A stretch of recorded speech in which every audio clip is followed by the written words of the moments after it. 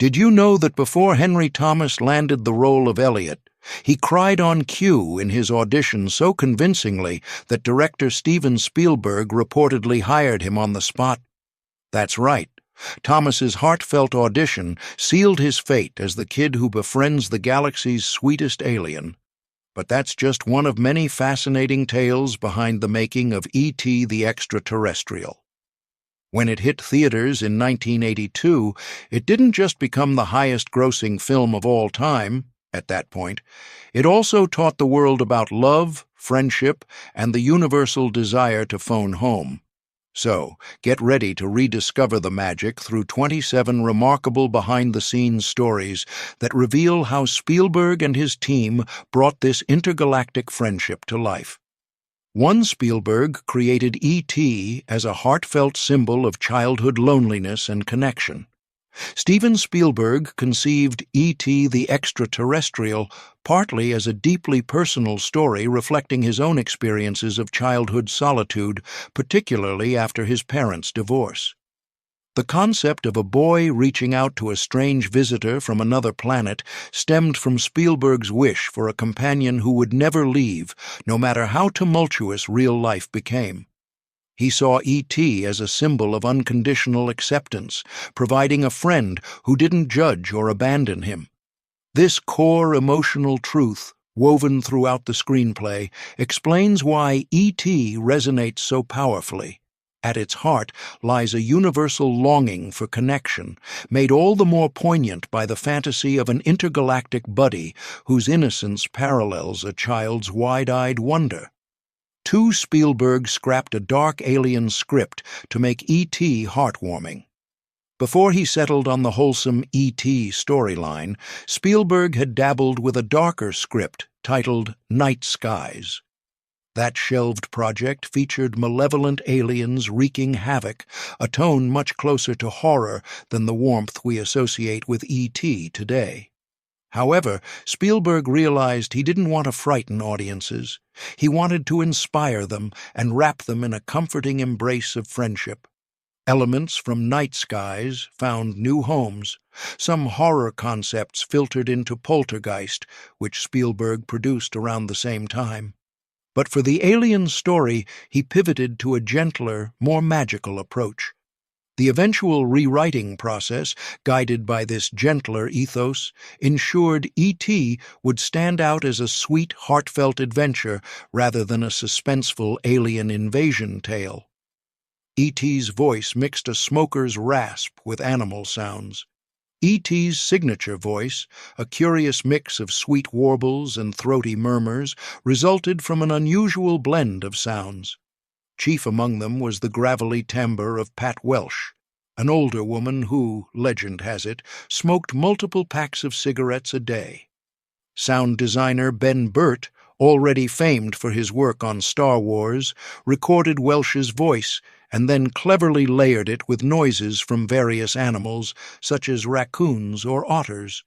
The final mix produced E.T.'s unforgettable, slightly raspy yet endearing vocal pattern.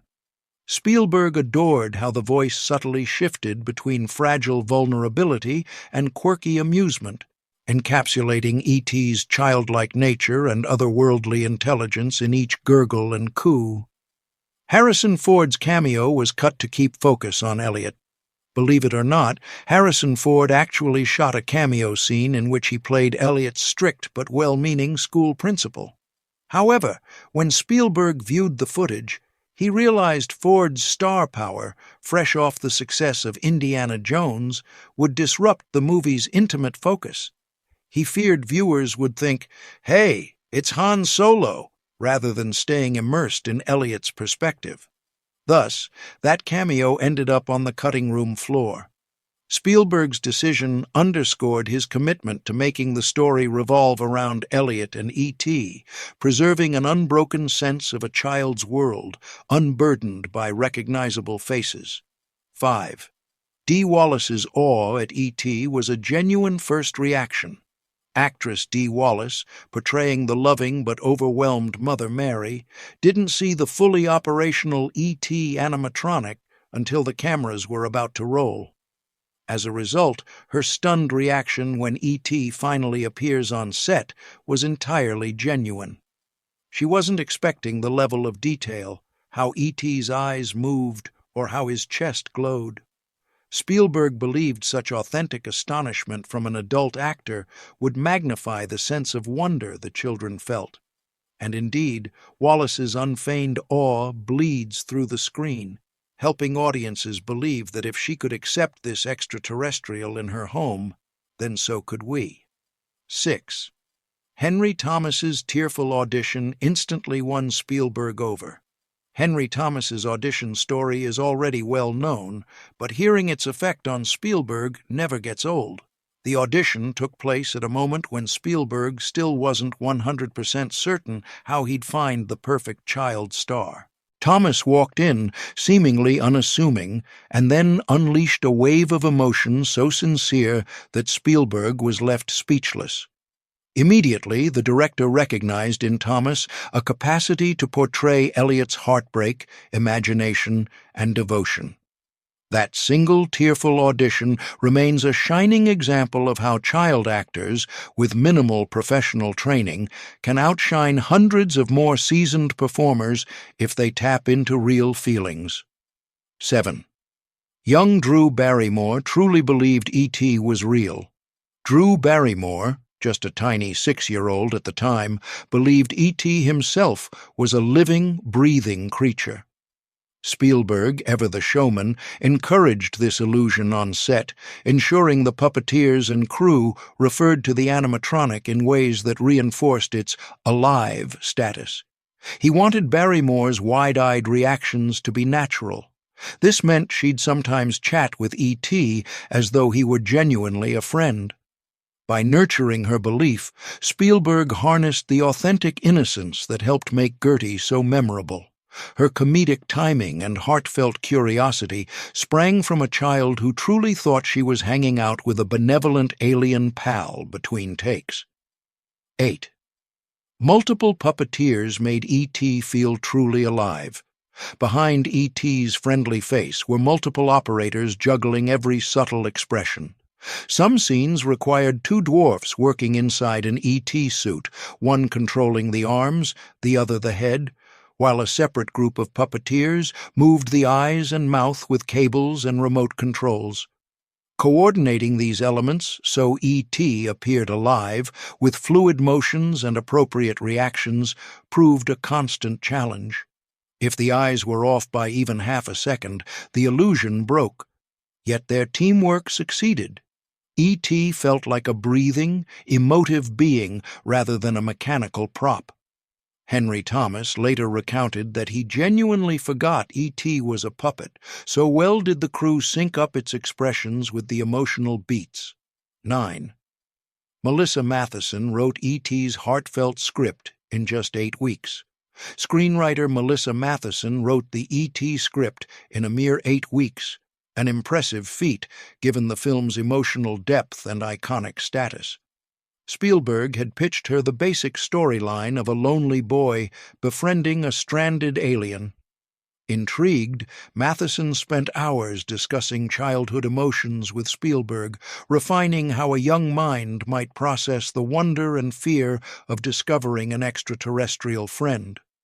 The result was a script that balanced whimsical humor with genuine pathos.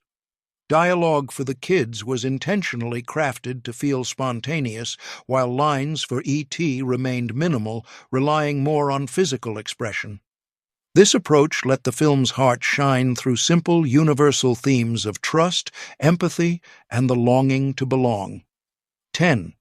Spielberg shot in order to capture the kids' real emotions. Spielberg's decision to shoot the film in more or less chronological order marked a huge departure from usual filmmaking practice, which typically groups scenes by location or logistical efficiency. Yet Spielberg believed that child actors, especially Henry Thomas and Drew Barrymore, would deliver more authentic performances if they experienced the story's progression in real time. As filming advanced, the cast's bond with E.T. deepened, mirroring the character's evolving friendship. By the time they reached the tear-jerking finale, the emotional investment felt utterly real. Spielberg's gamble paid off, creating an immersive atmosphere that coaxed some of the most heartfelt acting from the young leads. 10. Spielberg hid the agents to reflect a child's fearful view of adults. The government agents in E.T. often appear faceless or overshadowed by silhouettes until the film's latter half. Spielberg intentionally used shots that showed them from waist down or behind tinted visors, wanting to echo a child's perspective of adult authority, distant, somewhat menacing, and not fully understood. Even the agent Keyes, played by Peter Coyote, remains a mysterious figure for much of the runtime. This choice strengthened the sense of an us versus them dynamic between children and grown-ups. Spielberg had long believed that kids see the adult world as full of intimidating unknowns, so visually obscuring the agents gave the story a subtle undercurrent of tension that only lifts when Keyes finally reveals a kinder side. 11. The Yoda cameo survived cuts and became a fan-favorite moment. That memorable Halloween sequence, where E.T. dresses as a ghost and glimpses a child in a Yoda costume, seemingly recognizing him, almost fell prey to budget cuts. Yet Spielberg championed it as essential for showcasing E.T.'s delight in earthly customs, as well as poking good-natured fun at the Star Wars phenomenon. Perhaps ironically, Spielberg's close friend George Lucas was delighted by this cameo hint that E.T. and Yoda might share a fictional universe. Audiences loved the cameo so much that rumors and cross-franchise jokes persist to this day. But more importantly, the scene allowed E.T. to see the world through a child's playful lens, capturing how Halloween became a perfect, if surreal, camouflage for an alien wandering suburbia. 12. Williams's score was so powerful, Spielberg recut the film to match it. John Williams's uplifting and stirring score has become almost as famous as the film itself. The climactic bike chase sequence in particular stands out. Williams composed an intricate piece that built tension, soared with wonder, then concluded on an emotional crescendo. When Spielberg realized how magnificently the music elevated the footage, he decided to re-edit the scene around Williams's orchestration rather than forcing the composer to fit cues into preset timings. That collaboration established a synergy, letting the music and visuals converge in a moment of pure cinematic magic. Critics have called it one of the greatest mergers of soundtrack and storyline in film history, an example of how music can literally reshape a movie's narrative rhythm. 13. The film's child's eye view deepens its emotional intimacy. One key aspect of the film's cinematography is how it's mostly seen at a child's eye level. Veteran director of photography Alan Daviau and Spielberg sought to replicate how kids perceive the world, with door handles high up, adult faces looming above the frame, and a sense that everything is bigger, more intimidating, or more wondrous. This approach immerses viewers in Elliott's perspective, underscoring his vulnerability. Even mundane items like a kitchen countertop appear large and somewhat magical. Combined with the moody lighting and nighttime scenes, that vantage point helps maintain a sense of personal intimacy, letting us see E.T.'s presence as a quiet, close-quarters miracle rather than a grand cosmic event. Spielberg favored spontaneity over strict storyboards for realism. Spielberg avoided using detailed storyboards for many sequences involving the children because he wanted organic spontaneity. Instead, he blocked the scenes with minimal guidance, letting the kids respond to E.T. and each other in real time. If an actor missed a line but delivered a perfect reaction, Spielberg often kept that moment. He felt that capturing genuine childlike wonder or comedic flubs was more valuable than adhering to a strict plan. This freer method also meant the crew had to remain on their toes. Cameramen and lighting techs needed to adapt if the kids spontaneously moved or improvised. The payoff, however, was a sense of authenticity that can't be duplicated by rigid direction. Point 15. Thomas's real fears fueled Elliott's emotional performance. Henry Thomas admitted that the storyline of menacing authorities coming to take E.T. away gave him nightmares, where he envisioned scientists dissecting the gentle alien. That dread bled into his performance, especially in scenes where Elliott anxiously protects E.T. from any threat. Childlike imagination can blur fiction and reality, so the real fear Thomas felt about losing a cherished friend, alien or not, helped him convey Elliott's desperation on screen. Spielberg, aware of these anxieties, carefully reassured Thomas between takes that E.T. was safe and that the story would ultimately end on a hopeful note, though not without heartbreak. Spielberg fine-tuned the ending to amplify its emotional impact. After the first cut, Spielberg conducted test screenings with small audiences. People already cried during E.T.'s illness and the final goodbye, but Spielberg felt the ending still needed an even bigger emotional punch. He consulted John Williams to adjust the musical cues, boosting the sense of catharsis as E.T. boards his spaceship. Spielberg also shot additional close-ups of Henry Thomas's tearful face, splicing them in to ensure viewers empathized fully with Elliott's sense of both wonder and loss. That fine-tuning transformed a touching finale into one that left entire theaters sobbing, elevating E.T. from a sweet family film to a cultural phenomenon. 17 E.T. topped Star Wars at the box office, cementing Spielberg's legacy. Upon release, E.T. rocketed past Star Wars in global box office takings, a feat few dared anticipate. Critics fawned over its blend of childlike wonder and deep emotional resonance. The movie reigned as the highest-grossing film for over a decade, until Spielberg's own Jurassic Park toppled it in 1993. This triumph signaled Hollywood that heartfelt, family-friendly tales could conquer the box office just as effectively as space operas or superhero epics. Spielberg's reputation skyrocketed further, solidifying his position as a maestro of cinematic enchantment. Even George Lucas sent him a congratulatory note, playfully acknowledging the dethronement of Star Wars. 18 E.T.'s merch boom rewrote the rules of movie marketing. The sudden surge in E.T. merchandise was almost comical. Plush dolls, board games, pajamas, and the now legendary Reese's Pieces soared in popularity. Notably, M&M's had declined the product placement opportunity, a decision that quickly became a corporate cautionary tale when Reese's Pieces sales spiked in the aftermath of E.T. Marketing tie-ins flooded stores. Families wanted to bring home a piece of the lovable alien. Some items, like E.T. Halloween costumes, sold out across the country. This unprecedented licensing blitz showed studios the lucrative potential of cross-promotion, paving the way for modern blockbusters that practically revolve around synergy between brand deals and cinematic content. Critics called it sentimental, but Spielberg embraced its heart. Despite near-universal acclaim, some critics grumbled that E.T. was overly sentimental or manipulative.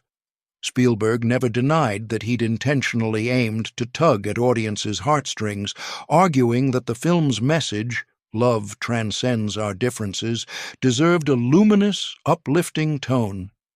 He felt the world needed a story in which compassion prevails and kids can be heroes through empathy rather than violence. Over time, even cynics came to respect E.T. for revitalizing the idea that a movie could be both a commercial juggernaut and a sincere emotional journey.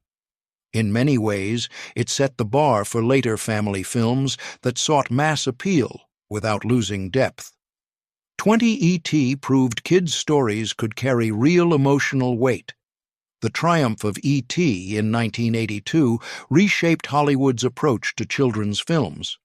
Studios realized that treating child protagonists with seriousness and layering in emotional stakes resonated with adult audiences, too. E.T. offered humor, but also heartbreak and real suspense. This paved the way for the next generation of heartfelt blockbusters. Think The Goonies, Back to the Future, and beyond, where young characters soared to the forefront, grappling with themes far richer than Saturday morning cartoon plots. Spielberg's hallmark, blending awe with vulnerability, became a blueprint for many subsequent productions, proving that a story about kids for all ages could become a pop culture cornerstone. C. Thomas Howell joked that filming E.T. was like biking school. C. Thomas Howell, who plays one of Elliott's friends named Tyler, humorously recalled that working under Spielberg was essentially biking school, where the main instruction was pedal as fast as you can and don't crash. Howell loved every minute of it. He'd previously had minor acting gigs, but E.T. gave him a visibility boost. Decades later, fans still approach him about the film, wanting to talk about the exhilarating chase scene. He once joked that the highlight of his entire time on set was not taking a single real fall off the bicycle, which in those unhelmeted days would have been quite a fiasco. Child labor laws placed strict limits on how many hours minors could spend filming. Spielberg navigated those rules by carefully scheduling the kids' scenes early in the day. Afterward, once Henry Thomas, Robert McNaughton, Drew Barrymore, and the others were legally required to stop, the production team moved on to adult close-ups or wide shots, where stand-ins could suffice. This strategy meant that Spielberg had to be immensely prepared whenever the young actors were on set, often capturing their crucial emotional moments in the first portion of each day. The approach demanded efficiency, but it also preserved the children's energy and spontaneity. Spielberg scrapped an E.T. sequel to preserve its perfect ending. A sequel was momentarily on Spielberg's mind. A draft titled E.T. 2, Nocturnal Fears made its way through discussion, involving malevolent aliens who abduct Elliott and his friends, forcing E.T. to come back and rescue them. Yet, as Spielberg revisited the concept, he felt it risked tainting the original's perfect closure. The idea of turning E.T.'s cameo on Earth into an ongoing franchise grated against the sweet finality of that goodbye. Ultimately, he shelved the project, believing that certain stories are best left as a singular magical chapter. While fans have occasionally speculated about modern reboots, Spielberg's stance remains that E.T. stands most powerfully on its own. 24th Spielberg's 2002 edits sparked backlash. Fans prefer the original. In 2002, Spielberg released a 20th anniversary edition of E.T., featuring some digital tweaks, notably the replacement of guns with walkie-talkies in the government agents' hands. This sparked a backlash from purists who argued the changes diluted the film's original tension and authenticity. Spielberg soon publicly acknowledged regret. He'd been inspired by George Lucas's special editions of Star Wars, but quickly realized that fans cherished the original version's every detail, even the presence of firearms that underscored the film's adult threat. Today, both versions exist, but most fans consider the unaltered cut the definitive one, especially as it faithfully captures that early 1980s cinematic ethos. 25 E.T. lost Best Picture to Gandhi, but won Lasting Love. E.T. garnered 9 Oscar nominations, winning 4: Best Original Score for John Williams, Best Sound Effects Editing, and Best Visual Effects. Many believed it should have claimed Best Picture, but it lost to Gandhi. Over the years, some critics have cited that outcome as one of the Academy's more glaring oversights, equating it to Star Wars losing to Annie Hall. Even Spielberg himself admitted disappointment, though he graciously praised Gandhi as a worthy historical epic. The snub never tarnished E.T.'s place in the public's heart. If anything, it bolstered the film's status as a timeless family favorite whose emotional resonance transcends award tallies. 26. Michael Jackson narrated an E.T. storybook LP now prized by collectors. Michael Jackson formed a notable off-screen bond with the child actors, occasionally visiting the set and forging friendships with Henry Thomas and Drew Barrymore. That camaraderie led to the E.T. Storybook, an LP where Jackson narrated the film's story while reading from a lavishly illustrated book with background music orchestrated by John Williams. The project created a collectible curiosity, melding Jackson's distinctive voice with the whimsical tale of E.T. Some fans recall it as a sentimental artifact of the era, bridging pop stardom with cinematic magic, though the record itself is now a rare find prized by collectors. The kids' real tears made E.T.'s farewell heartbreakingly authentic. Filming the final goodbye scene brought a swirl of raw emotion to the entire production. The tears from Henry Thomas and Drew Barrymore were genuine. By that point, they felt a real attachment to E.T., thanks to weeks of imaginative immersion. Spielberg stationed medics on set in case the kids hyperventilated from crying too hard, but they managed fine, channeling the heartbreak into the cameras. That authenticity is exactly why the farewell remains so iconic, demonstrating that beneath the flashy effects or blockbuster hype, E.T. is ultimately a simple story about love, loss, and learning to let go. By the time the spaceship's door sealed and E.T. vanished into the night sky, cast and crew alike were emotionally spent. Henry Thomas admitted he truly felt as though a dear friend had left Earth forever, and Spielberg himself needed a moment to compose himself between takes. Over the ensuing decades, millions still laugh at E.T.'s comedic mischief, cry over the heartbreak of his departure, and walk away reminded that the human capacity for empathy can extend beyond our own species. Whether you're drawn to the innocence of a child's world, the nostalgic 1980s suburbia, or the mesmerizing idea that even the far reaches of the galaxy might harbor loving souls, E.T. remains a beacon of cinematic wonder.